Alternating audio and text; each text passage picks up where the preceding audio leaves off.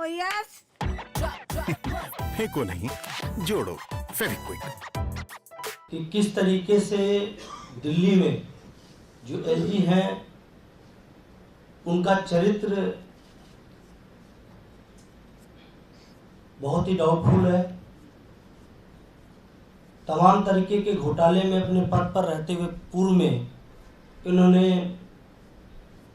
गड़बड़ किया, चाहे वो नोटबंदी के दौरान ब्लैक को वाइट करने का मामला हो, चाहे अब जो मामला आया है कि खादी इंडिया लॉन्च का मुंबई में जो डिजाइनिंग का काम ठेका अपनी बेटी को ही दे दिया आपने चेयरमैन रहते हुए, ये बहुत दुर्भाग्यपूर्ण है।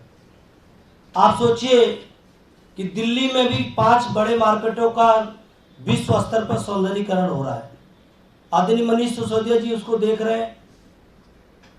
उन्होंने तो अपने बेटियों को तो नहीं दे दिया ठेका इसका, उन्होंने पूरे देश के बेटे बेटियों को आमंत्रित किया कि आप लोग अपने अपने डिजाइन लेके आइए, उस डिजाइन को सबके सामने कंपटीशन होगा और जो डिजाइन सबसे अच्छा होगा उस प्रतिभावान बेटे बेटी को देश के उसका जो है मेहनत का फल मिलना चाहिए, उसको पहचान मिलनी चाहिए। ये जो आज एलजी साहब ने किया है, अपने बेटी को ठेका दे करके परिवारवाद को बढ़ावा देने का काम किया है।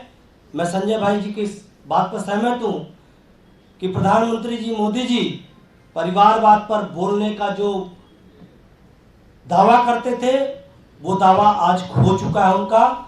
आज के बाद उनको अधिकार परिवारवाद पर बोलने का नहीं रह गया है। अगर वो परिवारवाद पर बोलने का दावा रखना चाहते हैं तो तुरंत दिल्ली के एलजी को हटाएं, जो दागी एलजी है वो हटना चाहिए उनको।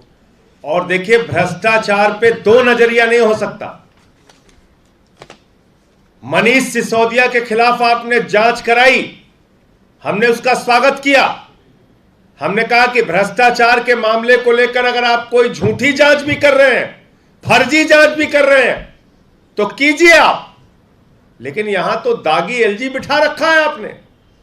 और मुझे तो हैरानी है, चीख चीख के चिल्ला चिल्ला कर बोलने वाली भारतीय जनता पार्टी ने अब तक एलजी के खिलाफ कोई केस रजिस्टर नहीं किया, कोई केस रजिस्टर नहीं किया, कोई जांच की शुरुआत नहीं की। आखिर बीजेपी क्यों खामोश है एलजी के मामले में?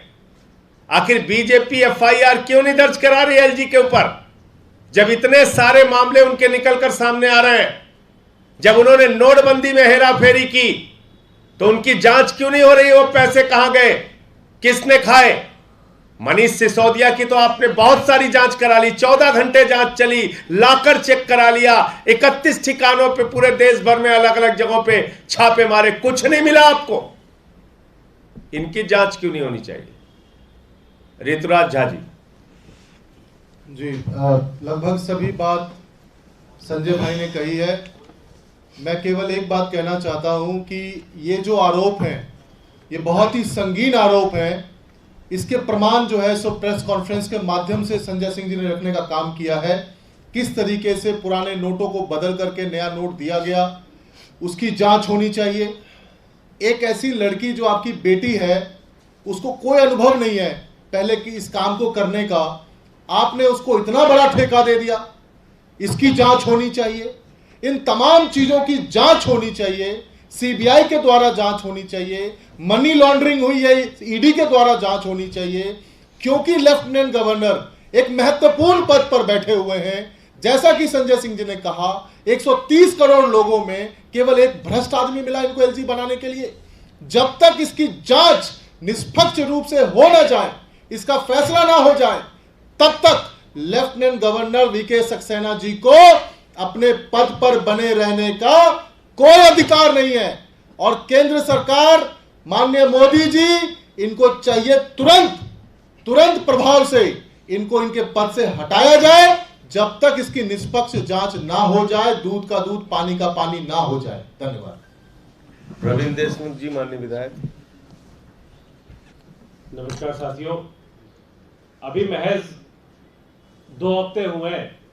2 हफ्ते पहले एलजी साहब का बहुत बड़ा एक घोटाला जो है केवाईसी के चेयरमैन के दौरान ब्लैक एंड व्हाइट का सारी मीडिया ने चलाया, सारे दिल्ली में और देश भर के लोगों ने देखा कि उन्होंने किस तरीके से खादीग्राम में बड़ा घोटाला रच के नोटबंदी का फायदा उठा के ब्लैक से व्हाइट किया और व्हाइट से ब्लैक किया।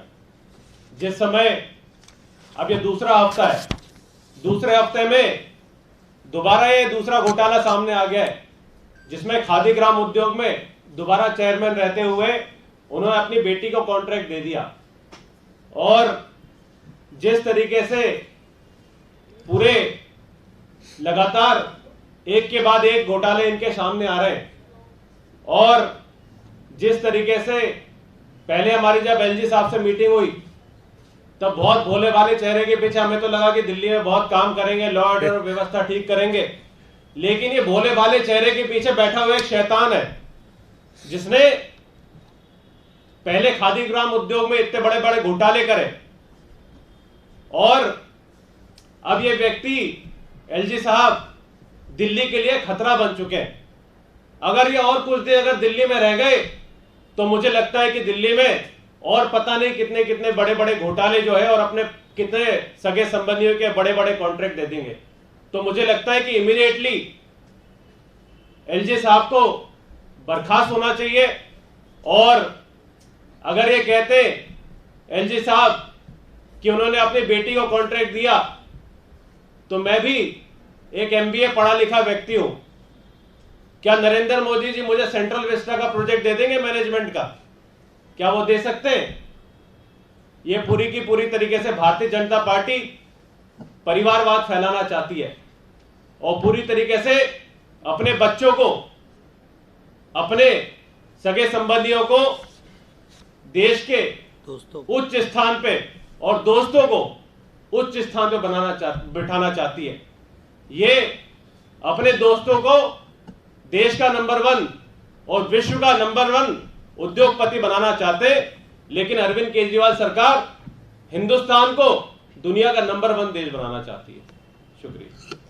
देखिए, ये भी एक महत्वपूर्ण तथ्य है इसमें कि उस लड़की से जब अभी एक अखबार ने खबर की तो उसमें पूछा कि भाई आपको इंटीरियर डिजाइनिंग का क्या अनुभव है, तो उसने स्वीकार किया है कि मैं तो एकदम नई इंटीरियर डिजाइनर हूं, मुझे कोई बहुत अनुभव नहीं है। तो आपने किस आधार पर दे दिया ठेका? इसको तो बताना होगा। विधायक मदन लाल जी। Thank you. नमस्कार। अभी पीछे कुछ दिनों से हम लगातार माननीय उपराज्यपाल दिल्ली श्री विनय सक्सेना जी के बारे में जितना भी सुनते आए हैं, वो लगता है कि उन्होंने बेईमानी की पराकाष्ठा को पार किया है। उनके चेयरमैन रहते हुए जिस तरीके से उनके 2 कैशियर्स ने उन पर एलिगेशंस लगाए कि उनके आदेश से खादी के भंडार से 22,80,000 रुपए के पुराने नोटबंदी के दौरान बदले गए। बार बार उस दौरान अगर हमको ध्यान हो तो प्रधानमंत्री कार्यालय से आदेश आता था कि ये नोट बंद कर दिए गए हैं, और तो और एक आदेश ये भी आया कि अगर किसी के पास पुराने नोट पकड़े जाएंगे तो उन्हें कारावास होगा, सजा होगी। ऐसे काम को करते हुए माननीय आज के एलजी महोदय जो उस समय चेयरमैन थे खादी भंडार के, खादी कमीशन के, उन्होंने कभी नहीं सोचा कि इतना बड़ा घोटाला वो अपने रहते हुए कर रहे हैं। और अगर उसको मल्टीप्लाई करें, 7,000 आउटलेट्स हैं, अगर वहां इतने बड़े पैमाने पर घोटाला हुआ है तो वो 1400 करोड़ रुपए का घोटाला किसके आदेश से हुआ? अभी ये चल रहा था, इसका जवाब नहीं दे पा रहे थे। अभी अचानक एक नया खुलासा हुआ है कि उन्होंने अपने चेयरमैन रहते हुए अपने ही जो खादी कमीशन का जो गाइडलाइंस थी, जो कानून था, उसको वायलेट करते हुए अपनी ही बेटी को डिजाइनर करने का ठेका दे दिया। यह इंपॉर्टेंट ये नहीं है कि उन्होंने पैसे दिए या नहीं दिए, इंपॉर्टेंट है कि उन्होंने अपनी बेटी शिवांगी सक्सेना को डिजाइन करने का काम सौंपा। हम सब जानते हैं कि जब कोई डिजाइनर होता है तो वो केवल डिजाइन नहीं करता, बल्कि उसके पीछे कंपनी खड़ी होती है जो उस डिजाइन को एग्जीक्यूट करते हैं। वो कंपनी बहुत बड़ा धनराशि उस डिपार्टमेंट से लेते हैं उस काम को एग्जीक्यूट करने के, और उस एग्जीक्यूशन में डिजाइनर एक बड़ा रोल प्ले करते हैं। अगर हम थोड़ी देर ये मान भी लें कि खादी कमीशन ने शिवांगी सक्सेना को मुफ्त में रखा, तो क्या बात की गारंटी है कि उस कंपनी को उन्हें पैसे नहीं देने थे या पैसे नहीं दिए? ये एक इन्वेस्टिगेशन का विषय है। ये सीधे सीधे अपनी बेटी को सरकारी डिपार्टमेंट में फायदा पहुंचाने का केस है, और इसकी केवल जांच नहीं करनी चाहिए, बल्कि अगर दोषी पाए जाए तो सजा भी होनी चाहिए, क्योंकि सरकार ने कानून बनाया है। और अगर कानून का पालन चेयरमैन हो चाहे किसी और पद पर बैठे हुए व्यक्ति हो, अगर उन्होंने उस कानून का पालन नहीं किया है, अपनी बेटी को, जो इस केस में साफ साफ नजर आता है, अपनी बेटी को डिजाइनर का काम सौंपना, ये इलीगल ग्रेटिफिकेशन जैसा काम है, और इसके लिए सजा का प्रावधान भी है। इसलिए हम आशा करते हैं कि माननीय प्रधानमंत्री जी जो रोज रोज, खासकर कल भी उन्होंने कहा है कि करप्शन में लिप्त लोगों को कुछ लोग बचाते हैं जो पावरफुल हैं, जो पावर हाउसेस हैं, तो क्या बीजेपी इतना बड़ा पावर हाउस एलजी को बचाने के लिए काम कर रहा है? हम कुछ लोग कल एलजी साहब के दफ्तर गए थे, हमें ज्ञापन देना चाहते थे कि लोटस का जो ऑपरेशन है वो फेल हो गया है, परंतु हमें मिलने नहीं दे गया। बड़े शर्म की बात है कि वो अंदर से आदेश आया कि एलजी साहब आराम कर रहे हैं, एलजी साहब अभी नहीं मिल सकते। कोई सरकारी दफ्तर में अगर जाए और ऑफिस आवर्स में जाए और अगर चुने हुए प्रतिनिधियों से एलजी ना मिले और ये कहें कि वो सो रहे हैं, तो ये अचरज ही आता है। हम रिप्रेजेंटेशन दे रहे थे, हमारे रिप्रेजेंटेशन पे कार्रवाई होनी चाहिए। इससे पहले परसों हम सीबीआई के दफ्तर गए, वहां हमें घंटों सड़क पे, माननीय संजय सिंह जी हमारे साथ थे, हम 15-20 एमएलए थे, हमें वहां नहीं, आप सब लोग भी थे, हमें वहां नहीं जाने दिया। हमारा रिप्रेजेंटेशन बहुत मुश्किल के साथ एक्सेप्ट किया गया, उस पर भी हमें शक है कि कोई कार्रवाई नहीं होगी। हम चाहते हैं ऐसे मामलों की जांच हो, और जब तक जांच ना हो, ऐसे व्यक्ति का जिसके खिलाफ ऐसी बेईमानी का आरोप लग रहा हो, और ये हम नहीं कह रहे, प्रेस कह रही है, आप ही लोग बता रहे हो कि ऐसा हुआ है, तो ऐसे व्यक्ति को उस पद पर रहने का कोई हक नहीं है। और हम आशा करते हैं कि माननीय प्रधानमंत्री जी जो बार बार कहते हैं कि करप्शन के खिलाफ जीरो टॉलरेंस होगा, खुद एलजी साहब रोज ढिंडोरा पीट रहे हैं, रोज रोज मीटिंग कर रहे हैं कि करप्शन के खिलाफ जीरो टॉलरेंस है। उनको चाहिए वो अपना पद तुरंत छोड़ें और प्रधानमंत्री जी इस मामले में संज्ञान लेके जो जरूरी आवश्यक कदम है उनको उठाएं। धन्यवाद। विधायक दिनेश मोहनिया जी। सबसे पहले तो आपका सबका बहुत बहुत धन्यवाद। जिस तरीके का व्यवहार एलजी साहब का भी पिछले दिनों रहा है, और लगातार उनके ऊपर भ्रष्टाचार के आरोप लगातार लग रहे हैं, और इन्हीं चीजों को लेके कल हम सब लोग उनके दरवाजे पे एक गुहार लेके गए थे कि भाई लॉ एंड ऑर्डर की बहुत समस्या है और कानून व्यवस्था बहुत खराब होती जा रही है। लेकिन एलजी साहब के पास इतना वक्त भी नहीं था कि वो एक चुने हुए प्रतिनिधियों से मिल सके और उनकी बात सुन सके। लेकिन जब हम दूसरी तरफ एंड पे देखते हैं तो लगातार उनके ऊपर भ्रष्टाचार के आरोप लग रहे हैं, उनके ऊपर मनी लॉन्ड्रिंग के आरोप लग रहे हैं, अपनी बेटी को ठेके देने के आरोप लग रहे हैं। लेकिन लगातार इतने आरोपों के बावजूद भी कोई एक्शन नहीं है, और लगातार इतनी आरोपों के बाद उनके ऊपर कोई इस बात का फर्क नहीं कि वो इस बातों का जवाब दे। जब एक तरफ हमारे प्रधानमंत्री जी कहते हैं कि रेवड़ी कल्चर है, तो रेवड़ी के बारे में कहा जाता है कि रेवड़ी अंधा बांटे रेवड़ी अपने अपनों को दे, और जिस तरह की रेवड़ी अपनी बेटी को इन्होंने दी है वो दिखाता है कि रेवड़ी कल्चर क्या है। जबकि आम आदमी पार्टी, अरविंद केजरीवाल जी जो फ्री स्वास्थ्य सेवाएं, फ्री शिक्षा जो दे रहे हैं, उनको रेवड़ी कहना बिल्कुल गलत है। लेकिन अब ये देखने की बात है कि जो परिवारवाद की बात, भ्रष्टाचार की बात प्रधानमंत्री जी करते हैं, वो इतने संगीन आरोपों के ऊपर एलजी साहब के ऊपर क्या कार्रवाई करते हैं। हम मांग करते हैं कि उनको जल्द से जल्द इस्तीफा देना चाहिए और जब तक उनके ऊपर जांच पूरी नहीं होती उनको उनके पद से हटाया जाना चाहिए।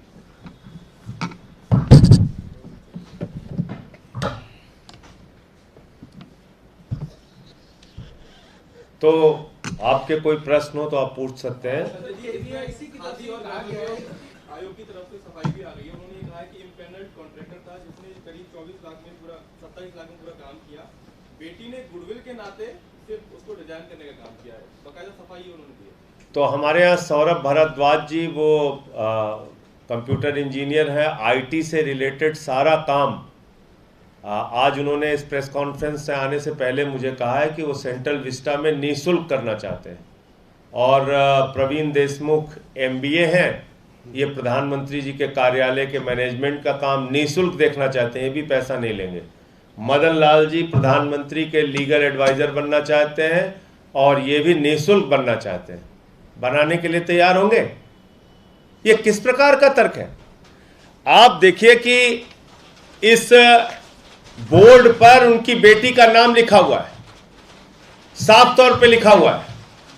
आप करण जौहर की फिल्म में असिस्टेंट डायरेक्टर बन जाइए और कोई पैसा मत लीजिए, आपको 15 फिल्म वैसे ही मिल जाएगी। तो खादी ग्राम उद्योग के आयोग ने, उसके अध्यक्ष ने अपनी ही बेटी से, जिसका कोई अनुभव नहीं है इंटीरियर डिजाइनिंग का, उसी से डिजाइनिंग करवा दी, उसका नाम बोर्ड पे लिख दिया, उसका तो नाम हो गया। जैसे प्रधानमंत्री कार्यालय से प्रवीण देशमुख और मदन लाल जी का नाम जुड़ जाए तो इनको ढेर सारे काम ये निःशुल्क वहां करेंगे, ढेर सारे काम पूरे देश में मिल जाएंगे। सेंट्रल विस्टा में सौरभ भारद्वाज जी का आईटी का काम मिल जाए, पूरे देश में वैसे ही निःशुल्क काम मिल जाएगा। वो वैसे ही उनको यहां निःशुल्क कर दे, पूरे देश में वैसे ही काम मिल जाएगा उनको। ये किस प्रकार का तर्क है? क्या इसका प्रोसेस फॉलो किया गया? क्या कोई ठेका आमंत्रण किया गया?